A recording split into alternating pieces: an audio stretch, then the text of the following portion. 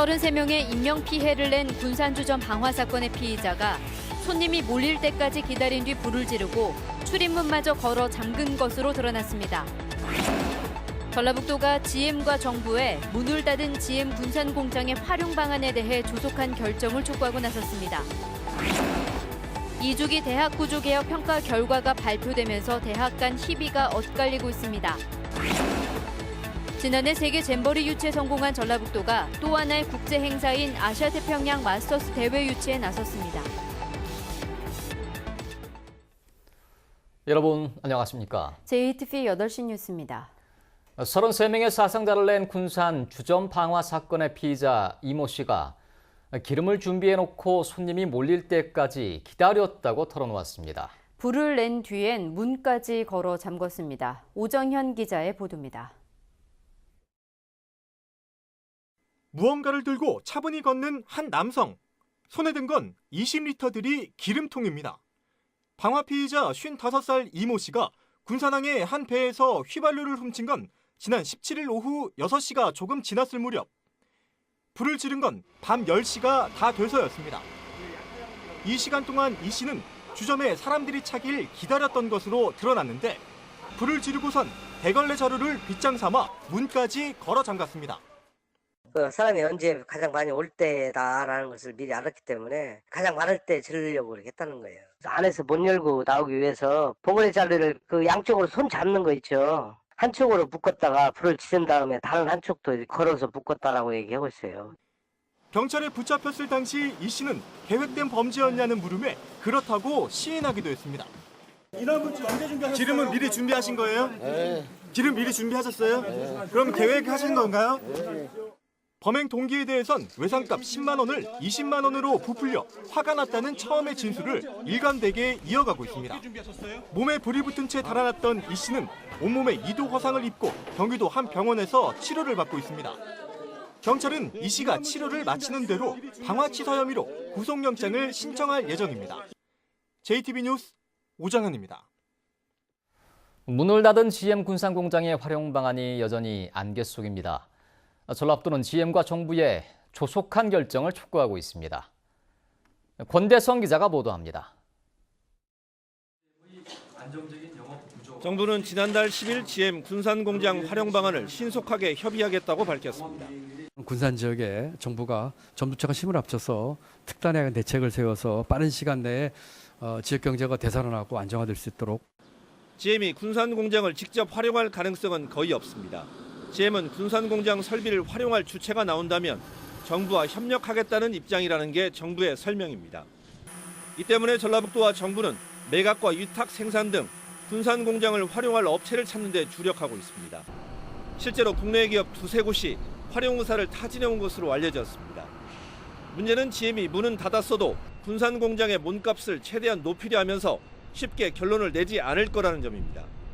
한국 GM의 의사결정 과정 그리고 한국 GM에서 좀처럼 속내를 드러내지 않는 부분 이런 부분이 어려움이 있습니다.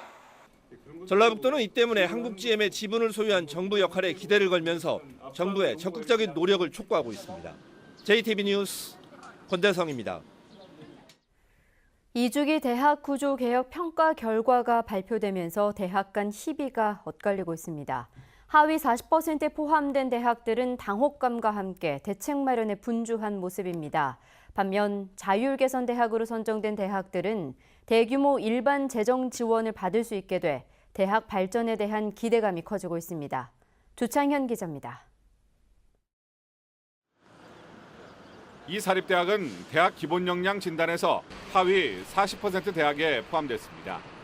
3년 전 1주기 대학 구조개혁 평가에서 최고 등급을 받았는데 이번엔 사실상 부실대학에 편입된 것입니다. 이 대학은 2달 뒤 최종 결과가 확정되면 정원 감축은 물론 정부의 각종 재정 지원 사업에 참여할 수 없게 됩니다. 대학 입학생 수가 줄고 있는 상황에서 생존을 걱정해야 할 처지에 놓이게 돼 불안감과 당혹감을 감추지 못하고 있습니다. 생각도 못했어요. 지금도 아닐 거야 라고 지금 생각을 하고 있는 거죠. 이번에 대학 기본 역량 진단에서 하위 대학으로 분류된 도내 대학은 4년제 일반대 2곳, 전문대 2곳 등 모두 4개 대학입니다.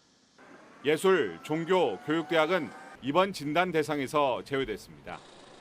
교육부는 하위 40% 대학을 대상으로 앞으로 3년간 2만 명의 정원을 줄일 계획입니다. 반면 상위 60%로 분류돼 자율 개선 대학으로 지정된 대부분의 대학들은 교육 여건을 개선할 수 있는 좋은 기회를 맞게 됐다며 자축하는 분위기입니다. 문재인 정부가 이들 대학에 대해서는 정원 감축 없이 일반 재정 사업비를 늘리기로 했기 때문입니다. 자율 개선 대학으로 선정됨으로써 내년부터 대학 재량에 따라 집행할 수 있는 대규모 일반 재정 지원이 이루어질 것으로 보여서 대학 교육 경쟁력을 높이는 데 큰 기여를 할 것으로 기대하고 있습니다. 교육부는 탈락한 대학들을 대상으로 2단계 평가를 거쳐 오는 8월 말 최종 결과를 확정해 통보할 계획입니다. JTB 뉴스 조창현입니다. 지난해 세계 잼버리 유치에 성공한 전라북도가 또 하나의 국제 행사인 아시아 태평양 마스터스 대회 유치에 나섰습니다. 마스터스 대회는 올림픽 등에서 메달을 딴 은퇴 선수와 일반 아마추어 선수 등 만여 명이 참가하는 행사입니다. 송창용 기자가 보도합니다. 전라북도가 2022년 아시아 태평양 마스터스 대회 유치 도전을 선언했습니다. 마스터스 대회는 올림픽 등에서 메달을 딴 선수와 일반 클럽 선수, 아마추어 선수가 참가하는 대회입니다. 오는 9월 말레이시아에서 첫 대회가 열리는데 50여 개 나라에서 만여 명이 참가할 예정입니다. 2021년도 일본에서 하고 이어서 우리 대한민국이 아태 대회를 하기 때문에 이번 말레이시아 규모를 상회하거나 비슷한 규모로는 충분히 참여가 될 걸로 전망합니다. 전라북도는 당초 2025년에 열리는 월드 마스터스 대회 유치를 계획했습니다. 하지만 최근 대회 사무국에서 월드 마스터스 대회의 경우 올림픽이 열린 국가에서 이듬해 대회를 열기로 규정을 바꿔 아시아 태평양 대회 유치로 방향을 틀었습니다. 전라북도는 대회를 유치하면 여러 면에서 큰 효과가 나타날 것으로 기대하고 있습니다. 아시아 태평양 지역에서 만여 명이 참가하기 때문에 숙박과 관광 등에서 경제적인 파급 효과를 거두고 전북을 널리 알리는 계기가 될 것으로 보고 있습니다. 또 국제대회 운영을 통해 2023 세계 잼버리를 성공적으로 추진할 수 있는 노하우를 얻을 것으로 전망하고 있습니다. 경기장 시설을 이렇게 둘러봤습니다. 그래서 그런 걸 통해서 아주 적격지라는 그런 판단을 그쪽에서 내리고 있기 때문에 아주 유치 전망은 굉장히 밝다고 이렇게 생각이 됩니다. 전라북도는 앞으로 사전 타당성 용역과 대한체육회, 문화체육관광부 심의를 거쳐 내년에 대회 사무국에 대회 유치를 신청할 계획입니다. JTB 뉴스 송창용입니다. 전주시와 남원시가 정부로부터 문화도시로 지정받기 위해 예비사업을 준비하는 등 관련 절차를 진행하고 있습니다. 문화도시로 지정되면 문화예술발전 사업비로 5년 동안 국가예산 200억 원을 지원받게 됩니다. 정부는 지역문화진흥법에 따라 내년부터 2022년까지 4년 동안 전국 30개 지역을 문화도시로 지정해 사업비를 지원할 예정입니다. 전라북도가 올해 해외 관광객 39만 명을 유치하기 위해 국가별로 맞춤형 마케팅을 진행하고 있습니다. 전라북도는 중국 관광객을 유치하기 위해 축구와 태권도 같은 스포츠를 활용하고 있고 대만에선 수학여행에 알맞는 관광 자원을 소개하고 있습니다. 자유여행객이 많은 일본에선 블로그와 페이스북 등 SNS를 활용하고 있고 동남아시아에선 현지 TV와 관광 박람회를 통해 전북을 홍보하고 있습니다. 한국 농업기술의 해외 시장 진출 가능성을 모색하는 연속 보도입니다. 규모가 작은 우리나라 농기자재 기업들은 세계적인 기술력을 갖고도 판로를 찾는 게 쉽지 않습니다. 소규모 농벤처 기업을 위한 바이어 초청 박람회가 세계 시장 진출의 징검다리가 되고 있습니다. 보도에 하원우 기자입니다. 뿌리가 될 대목과 가지가 될 적수를 자동으로 이어주는 로봇입니다. 최첨단 카메라와 센서가 100분의 1mm까지 계산해 정확한 접목 위치를 찾아냅니다. 전주의 농벤처 기업이 개발한 이동식 태양광 펌프카는 태양광으로 만든 전기 에너지로 농약을 뿌릴 수 있습니다. 전기가 들어오지 않는 산악 지역이나 전력 사정이 열악한 저개발 국가를 겨냥했습니다. 수출 전망은 밝다고 생각을 합니다. 왜 그러냐면 지금 현재 동남아 지역이나 아니면 다른 곳에서 다른 나라의 바이어에서도 많은 관심을 가지고 있습니다. 비료나 농약제의 분말을 초미립자로 만들어 분사하는 분무기 역시 전주의 농벤처 기업이 만든 겁니다. 뛰어난 기술력이 있어도 알릴 기회가 적은 영세업체로선 이런 박람회가 큰 도움이 됩니다. 저희같이 그 영세한 벤처기업들은 마케팅이나 영업 능력이 많이 부족합니다. 근데 이렇게 그 전시회를 참가를 함으로써 해외 바이어들도 만날 수 있고 국내 소비자들과 직접적으로 소통할 수 있는 그런 기회가 돼서 좋은 것 같습니다. 농업기술 실용화재단의 수출 지원 사업을 통한 농기자재 수출액은 지난 2015년 6,200만 달러에서 지난해 1억 2,400만 달러로 2배나 늘었습니다. 바이어들한테 이걸 알려서 우리나라의 이런 벤처창업 기업이라든가 농식품 업체가 만든 제품을 수출을 할 수 있도록 지원하는데 큰 목적이 있고 의미가 있습니다. 내일 밤 방송되는 현장 스토리 판에서는 한국 농기자재 업체의 해외 시장 진출과 남은 과제를 살펴보는 농업 한류 대륙을 품다가 방송됩니다. JTB 뉴스 하원호입니다. 전주시가 미세먼지를 줄이기 위해 관련 조례를 제정하는 등 저감 노력을 추진하기로 했습니다. 전주시의 미세먼지 저감 조례에는 미세먼지가 발생되는 사업장의 사업주에게 예방대책에 대한 설명회 개최를 요구할 수 있고 미세먼지 저감 노력에 대한 홍보, 교육 사업 등의 비용 지원을 할 수 있는 내용을 담고 있습니다. 전주시는 시청 홈페이지에 미세먼지 시민 소통방을 개설해서 미세먼지 발생 상황에서의 매뉴얼 같은 관련 정보를 제공하기로 했습니다.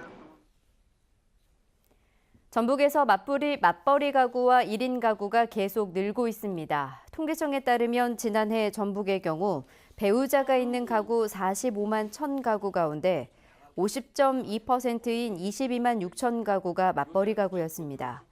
이는 지난 2016년 50%에 비해 0.2%포인트 증가한 것입니다.